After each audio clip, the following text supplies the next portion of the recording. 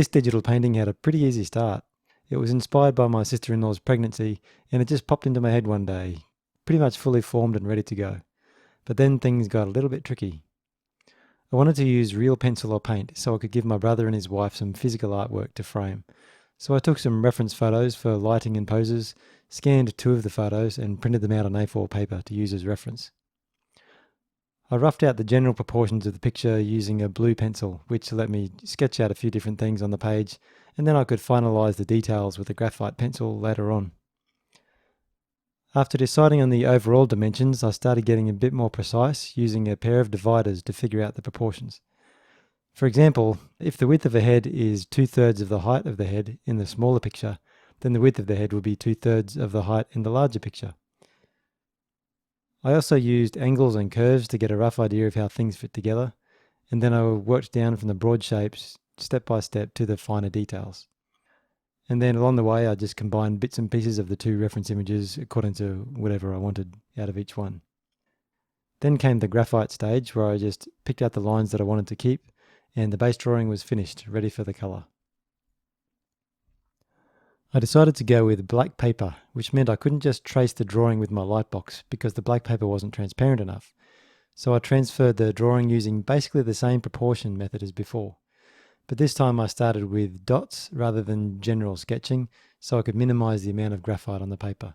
I found out later that you can use things like, I think, Dressmaker's carbon to transfer drawings across, which probably would have been more accurate and saved me heaps of time. But at least this way you get to watch me take the slow way instead. Right, undercolouring. I used a piece of paper under my hand so I didn't smudge the artwork, plus I wore a cotton glove to keep the wear and tear on my hand down, and to keep oils from my hands off the artwork. I also cut off a couple of the fingers of the glove so I could grip pencils and brushes and things like that better. Now, I'd worked on black paper once or twice before with oil pastels, but here I used coloured pencils in the hope that they'd be still nice and bright, but get me some decent detail. Now, working on the shading, I realised pretty quickly that the lighting in the reference photos was too different to what I was after. But since it wasn't the most complex picture, I could make up the shading as I went along, so I did that. I started with the brightest part of the picture to see if it was going to be bright enough, but it was looking a bit dull for my liking, so I brought out the gouache paint, which is a lot brighter, and I started off with white. I used a light from my phone to see what happens when the light shone through my fingers, and then I used that as a guide for adding some red paint as well. The gouache seemed bright enough, but the pencil stuff was still pretty dull, and I didn't have enough experience with gouache to paint the whole thing. But I remembered something else that I could try, which was to make something look lighter by making the dark parts darker. So I grabbed the black gouache and started darkening the background, and I feathered out the edges of the paint so it blended with the paper better. Now you can probably tell from my body language that I wasn't feeling too positive about how the picture was going. The glowing hand looked like it was stuck onto the surface, and the faces just didn't look right. They weren't a good likeness, and the lighting was like they were cackling over a cauldron, which probably wasn't the best way to show things like affection and hope, so I quit the picture. I decided to try digital, which went better at first. The progress was faster, but something still didn't feel right, and I didn't really know where I was going with it. So back to the drawing board, this time going for something a bit more stylized than the previous one. Doing things the slow way with the first one helped me to understand better what I was drawing because I spent so much time, thinking about it, studying it. So this time I could go ahead more confidently. Now the main idea of the picture was to make something that could be of interest to a variety of people, and the portrait side of it was just a bonus. So I decided to focus more on the design than on the likeness, and I didn't use the reference images much at all this time.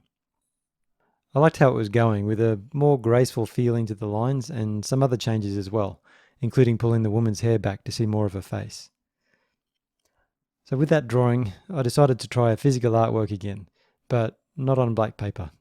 I tried a couple of test images on coloured paper, with one designed to start off with paint and finish with pencil, and another one with just coloured pencil, with some outlines. And this time I could use my lightbox to trace the drawing, which saved a lot of time. Now, one big decision I made was to not video the process anymore, since the pressure of the camera was distracting me too much. So from here on, you'll just see progress photos. I did an A3 test of a painted base to add pencil to, but I just wasn't sure how to move forward, so I abandoned that one.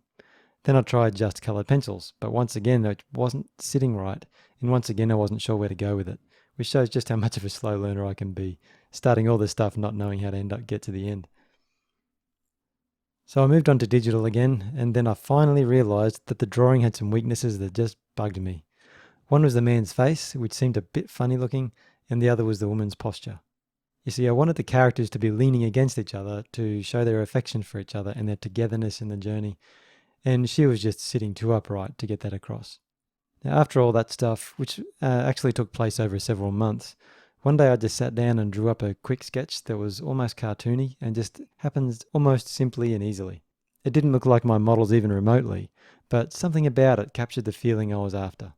Now, I came up with some digital colour sketches and got a couple of opinions on them, then used that feedback for the final digital painting.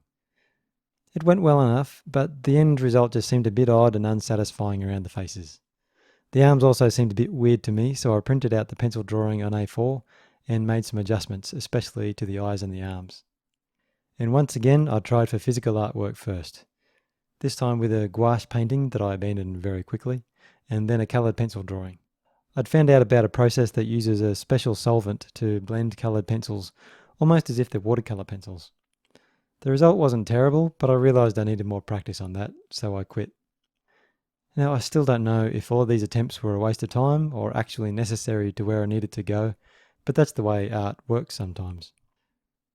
Anyway, let's get on to the home stretch, going digital again.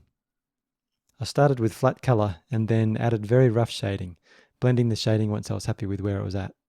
In some cases I actually roughed it up again so it didn't look too smooth and bland, but overall I kept it pretty simple. I made some final changes to the faces and finally the picture was done.